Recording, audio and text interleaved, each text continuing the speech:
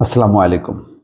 দুশ্চিন্তার আরেকটি খবর, বঙ্গবন্ধু টানেলে গাড়ি কম, আয় কম, ব্যয় বেশি।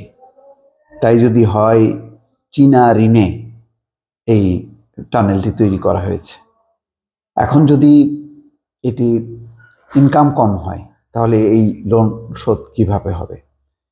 চলতি বছর থেকেই চীনা ঋণ শোধ করতে হবে এই প্রকল্প থেকে।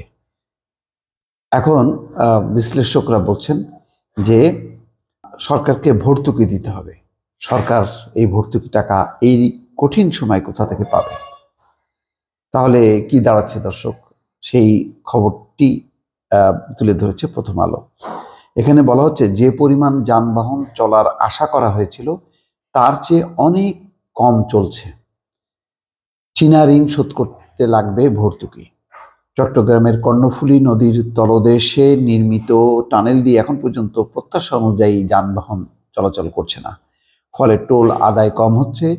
আয়ের চেয়ে টোল আদায় ও রক্ষণাবেক্ষণের ব্যয় এখন পর্যন্ত বেশি। সেতু কর্তৃপক্ষের হিসাবে টানেল দিয়ে এখন পর্যন্ত দিনে গড়ে ৪,৫০০-এর কিছু বেশি যানবাহন চলাচল করছে। পূর্বাভাস ছিল এর অন্তত ৪ গুণ যানবাহন চলবে। টানেল থেকে টোল বাবদ দৈনিক গড়ে আয় হচ্ছে ১১,৮০,০০০ টাকা।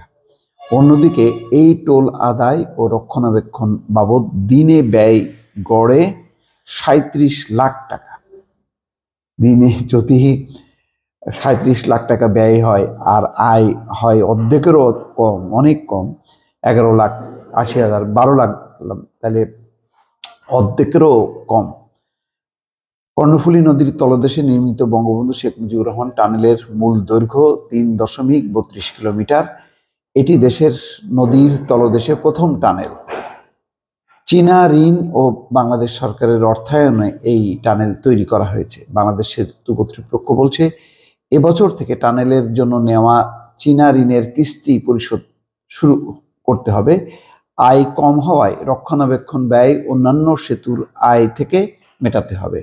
ফলে ঋণ পরিশোধে সরকারকে রাজস্ব থেকে ভর্তুকি দিতে হবে। টানেল দিয়ে যানবাহনে কর্ণফুলী নদী পার হতে ৩ থেকে ৩.৫ মিনিট সময় লাগছে। ফলে মানুষের চলাচল সহজ হয়েছে, কিন্তু অর্থনীতিবিদ, ব্যবসায়ী ও সেতু কর্তৃপক্ষের কর্মকর্তারা বলছেন টানেলের এক পাশে বিভিন্ন গন্তব্যে যাওয়ার সড়ক প্রশস্ত করা হয়নি। কর্ণফুলী নদীর এক পাশে শহর সম্প্রসারণে চট্টগ্রাম উন্নয়ন কর্তৃপক্ষের তেমন কোনো পদক্ষেপ নেই। টানেল কেন্দ্রিক শিল্পায়নও দরকার। এসব নিশ্চিত হলে টানেলটির ব্যবহার বাড়বে। সেতু সচিব বলছেন যে মঞ্জুর হোসেন বলছেন যে কক্সবাজার ও মাতারবাড়িকে টানেলের সঙ্গে দ্রুত যুক্ত করার বিষয়ে কাজ চলছে। এটা সম্ভব হলে যানবাহন চলাচল ও আয় বাড়বে। চীনা ঋণের কিস্তি পরিশোধের বিষয়ে তিনি বলেন বিষয়টি এখন অর্থ মন্ত্রণালয় দেখছে। সব মিলিয়ে যেই সংকটটা, যে একটা বড় গুরুত্বপূর্ণ ব্যয়বহুল একটি প্রজেক্ট, সেটি এখন ভর্তুকি দিয়ে চালাতে হবে। তাহলে যেই লক্ষ্য, সেই লক্ষ্য পূরণ হলো না। প্রকল্পটি বোঝা হয়ে গেল, কেননা এর আয় দিয়ে চলতে পারছে না, উল্টো সরকারকে ভর্তুকি দিতে হবে চীনা ঋণ পরিশোধের জন্য। তাহলে এর ভবিষ্যৎ কি দর্শক? ভালো থাকবেন। আল্লাহ হাফেজ।